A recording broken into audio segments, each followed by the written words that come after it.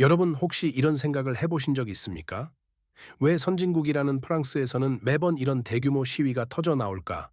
오늘 꿀탱크 TV는 바로 그 질문에 대한 답을 프랑스 전역을 뒤흔든 최근 시위 사태를 통해 파헤쳐 보겠습니다. 지난 9월 18일 프랑스에서 벌어진 광경은 정말 충격적이었습니다. 100만 명이 넘는 인파가 전국 곳곳에서 일제히 거리로 쏟아져 나왔거든요. 하지만 단순히 규모만 큰 게 아니었어요. 이 시위가 담고 있는 의미는 프랑스뿐만 아니라 유럽 전체의 미래를 뒤바꿀 만큼 강력했습니다. 자, 이 모든 혼란의 시작점으로 돌아가 보겠습니다. 지난 9월 초 프랑스 총리 프랑스와 바이루가 발표한 예산안이었어요.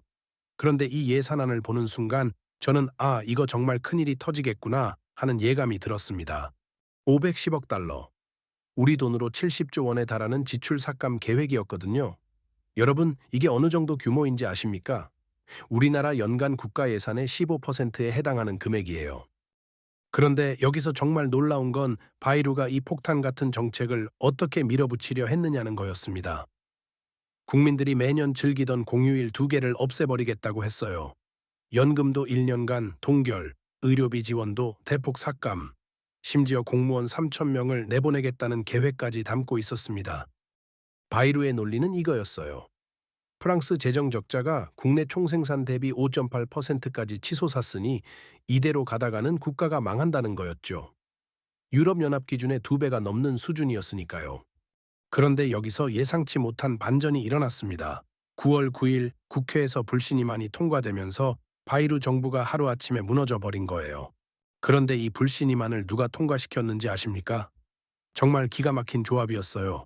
극좌 장릭 멜랑숑과 극우 마린 르펜이 손을 잡았거든요. 평소에는 서로를 원수처럼 여기던 이들이 긴축 반대라는 하나의 목표 앞에서 연합한 겁니다. 마크롱은 즉시 새 총리로 세바스티앙 르크르이를 내세웠습니다.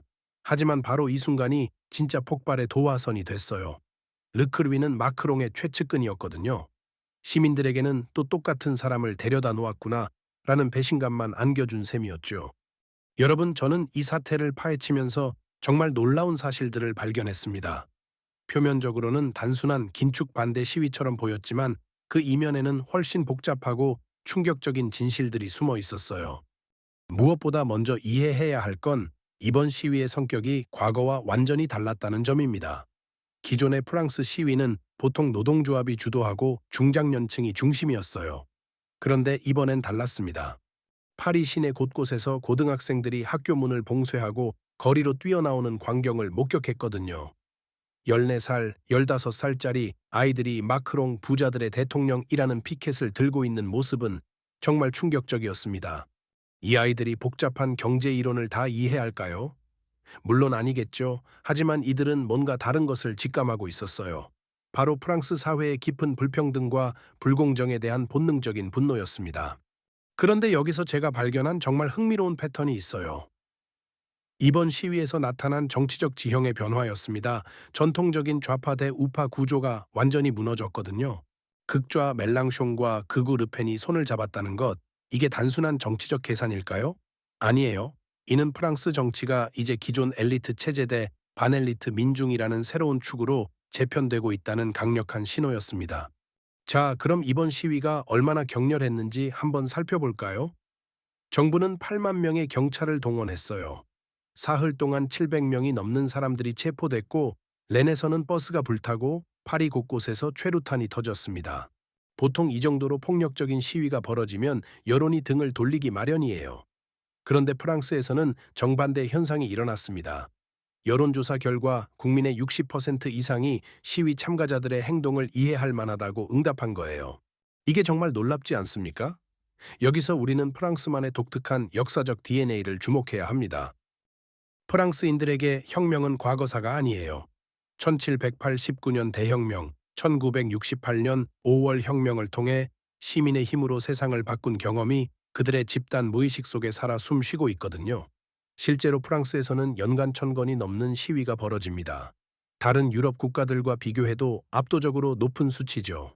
하지만 이번 시위를 더 자세히 들여다보면 단순히 긴축 정책 반대만은 아니었어요. 시위 현장에서 나온 구호들을 보세요. 부자들에게 세금을, 팔레스타인 연대, 기후정의. 같은 다양한 메시지들이 뒤섞여 있었거든요. 이것이 의미하는 바가 뭔지 아십니까? 현재 프랑스 사회가 경제적 불만을 넘어서 총체적인 체제 불신 상태에 빠져 있다는 겁니다. 마크롱 정부의 친기업 정책, 기후변화 대응 부족, 이민 정책 혼선, 국제 분쟁에 대한 애매한 입장 등이 복합적으로 작용한 결과였어요. 특히 젊은 세대들은 기성세대와 완전히 다른 가치관을 갖고 있었습니다. 경제 성장이나 재정 건전성 같은 전통적 목표보다는 사회정의 환경보호, 평등 실현을 훨씬 중요하게 여기고 있었거든요. 그런데 여기서 정말 심각한 문제가 드러납니다. 이번 프랑스 사태가 유럽 전체에 미칠 파급 효과였어요. 프랑스는 독일 다음으로 유럽연합에서 두 번째로 큰 경제 규모를 갖고 있습니다. 만약 프랑스가 재정 정상화에 실패한다면 유로화 전체의 신뢰도가 흔들릴 수 있어요. 이미 금융시장에서는 프랑스 국채 신용등급 하락 가능성이 거론되고 있고 유로화도 불안한 움직임을 보이고 있습니다. 더 큰 문제는 전염 효과입니다. 이탈리아, 스페인, 벨기에 같은 나라들도 비슷한 재정 압박을 받고 있거든요. 만약 프랑스에서 긴축 반대 시위가 성공한다면 다른 유럽 국가들로 이런 움직임이 확산될 가능성이 높아요. 자, 그럼 새로 총리가 된 르크르의 상황을 한번 볼까요? 정말 딱한 처지입니다. 취임 첫날부터 모든 것을 막아라 시위에 직면했고 아직까지도 내각 구성조차 완료하지 못했어요. 르크르는 일단 가장 논란이 됐던 공휴일 폐지 계획을 철회했습니다. 전직 총리들의 종신 특혜도 없애겠다고 발표했죠. 하지만 이런 조치들은 상징적 의미는 있어도 실질적인 재정 절감 효과는 거의 없어요. 진짜 문제는 연금 개혁, 실업급여 축소, 공무원 감축 같은 핵심 쟁점들입니다. 이걸 포기하면 재정 적자 해결은 불가능하고 강행하면 또 다른 대폭발에 직면하게 되거든요. 게다가 국회에서 과반 의석도 없이 정부를 이끌어야 하는 상황이에요. 마크롱 대통령의 처지는 더욱 비참합니다. 이미 2024년 이후 5명의 총리를 연속으로 잃었어요. 프랑스 저공화국 역사상 전례 없는 일이죠. 임기가 2027년까지 남아있지만 현재 그의 정치적 영향력은 바닥을 쳤습니다. 지지율은 20%도 안 나오고 있고 차기 대선에도 출마할 수 없는 상황이니까요. 그럼에도 마크롱이 중도 노선을 포기하지 않는 이유가 뭘까요? 저는 여기서 그의 마지막 전략을 읽을 수 있었어요. 현재 프랑스 정치가 극좌와 극우로 양극화되어 있잖아요. 마크롱은 언젠가 국민들이 극단주의에 지쳐서 다시 합리적인 중도로 돌아올 때를 기다리고 있는 것 같습니다. 이번 시위에서 정말 놀라웠던 건 노동조합들의 움직임이었어요. 전통적으로 서로 경쟁 관계에 있던 좌파 성향의 세제태, 중도 성향의 체프대태, 교원조합 FSU 등 15개 주요 노조가 모두 연합했거든요. 심지어 경찰 노조까지 시위에 참여했어요. 세제태 소피 비네는 거리가 예산을 결정해야 한다고 선언했고 체프데테 마릴리즈 렁은 사회정의 예산을 요구했습니다. 단순한 임금 인상을 넘어서 국가 정책 방향에 대한 근본적 문제 제기를 한 거죠. 흥미로운 건 지역별 시위 양상의 차이였어요. 파리나 리옹 같은 대도시에서는 상대적으로 조직적이고 평화적인 시위가 벌어진 반면 마르세유, 툴루즈, 낭트 같은 지방에서는 훨씬 격렬한 충돌이 일어났습니다. 특히 마르세유에서는 항만 노동자들이 항구 전체를 봉쇄했어요. 프랑스 경제의 핵심 동맥을 마비시킨 거죠. 심지어 프랑스 해외령 마르티니크에서는 급수시설까지 차단하는 사보타주가 벌어져 15만 명이 단수를 겪었습니다. 교육 부문 파업도 심각했어요. 초등학교 교사 3분의 1, 중고등학교 교사 절반이 참여했습니다. 하지만 더 충격적이었던 건 고등학생들이 직접 학교를 봉쇄하고 거리로 나선 모습이었어요. 이들은 어른들의 지시가 아니라 자신들의 미래에 대한 불안감을 자발적으로 표출한 거였거든요. 대학 입시제도, 파르쿠르십의 불공정성, 취업시장 어려움, 기후변화 우려가 복합작용한 결과였습니다. 이번 시위로 파리 지하철 운행률이 30%로 떨어지고 전국 고속철도 떼제배도 상당수가 멈췄어요. 에너지 부문 파업으로는 원자로 내기 불량인 4,000메가와트의 전력 생산이 줄어들었습니다. 그런데 여기서 정말 놀라운 게 뭔지 아십니까?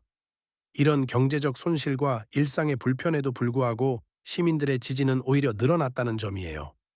불편함을 감수하더라도 변화가 필요하다 하는 반응이 압도적이었거든요. 국제사회 반응도 흥미로웠습니다. 독일 언론들은 또 시작된 프랑스의 혼란이라며 우려를 표했지만 이탈리아나 스페인 같은 남유럽 국가들은 상대적으로 이해하는 분위기였어요. 미국에서도 시각이 갈렸습니다.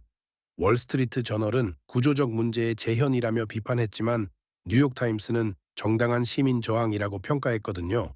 프랑스 내 언론 보도도 흥미로웠어요. 전통 보수 언론인 르피가로조차 이번에는 균형 잡힌 시각을 보였던 반면 정부 친화 언론들은 시위의 경제적 손실만 강조했습니다. 특히 이민자 밀집 지역의 일부 폭력 사태를 과대 포장하려 했지만 시민들은 정부의 여론 조작이라며 강하게 반발했어요. 이 과정에서 프랑스 사회의 깊은 분열이 드러났습니다. 파리와 지방 간 온도차, 기성세대와 젊은 세대 간 인식 차이가 극명해졌거든요. 50대 이상은 질서 있는 변화를, 30대 이하는 급진적 변화를 원하고 있었습니다. 많은 전문가들이 이번 사태를 2018년 노란조끼 시위와 비교하고 있어요. 하지만 성격이 달랐습니다. 노란조끼가 지방 중산층 중심이었다면 이번은 도시 젊은 세대와 노동 계급이 주축이었거든요. 또한 노란조끼가 상대적으로 무정치적이었다면 이번은 처음부터 명확한 정치적 메시지를 담고 있었어요. 또 하나 주목할 점은 새로운 시민 참여 방식이었습니다. 전통적인 노조 주도와 달리 소셜미디어를 통한 자발적 참여가 폭발적으로 늘어났어요. 틱톡이나 인스타그램에서 시위 콘텐츠가 확산되면서 기존 언론의 영향력은 상대적으로 줄어들었습니다. 젊은 세대들은 단순히 구호만 외치는 게 아니라 창의적인 퍼포먼스와 예술 활동으로 메시지를 전달했어요. 파리 곳곳의 그래피티와 플래시몹이 대표적이었죠. 마지막으로 이번 시위는 프랑스 사회보장제도의 미래를 놓고 벌어진 근본적 가치 충돌이었습니다.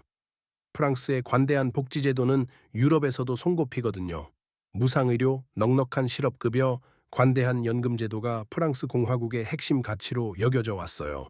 하지만 재정 압박으로 이런 제도들이 점점 축소되고 있는 상황입니다. 시위 참가자들은 단순히 현재 혜택을 지키려는 게 아니라 이런 사회보장제도야말로 프랑스의 근본 정신이라고 주장했어요. 경제적 효율성과 사회적 연대 사이의 치열한 싸움이었던 거죠. 자, 여기까지 프랑스 시위의 모든 면을 파헤쳐 봤습니다. 결국 이 모든 상황이 던지는 핵심 질문은 하나였어요.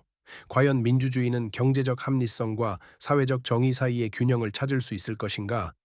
르클위 총리는 지금 정말 험난한 길에 서 있습니다. 재정 적자를 방치하면 경제가 무너지고 긴축을 밀어붙이면 사회가 폭발할 수밖에 없거든요. 하지만 저는 이번 시위가 단순한 파괴가 아니라고 봅니다. 오히려 프랑스 사회가 새로운 균형점을 찾아가는 진통일 수도 있어요. 역사적으로 프랑스는 이런 격렬한 갈등을 통해 더 나은 사회로 발전해 왔거든요. 다만 이번에는 과거와 다른 접근이 필요합니다. 전통적인 좌우 대립으로는 해결되지 않아요. 기존 정치 엘리트와 시민사회 사이의 소통 방식 자체가 근본적으로 바뀌어야 합니다. 프랑스가 앞으로 어떤 선택을 할지, 그리고 그것이 유럽과 세계에 어떤 변화를 가져올지 꿀탱크 TV가 계속 주시하며 여러분께 전해드리겠습니다. 오늘의 분석이 단순히 하나의 사건을 이해하는 것을 넘어 우리가 살고 있는 이 복잡한 세상을 조금이라도 더 깊이 들여다보는 계기가 되었기를 바랍니다. 꿀탱크 TV였습니다.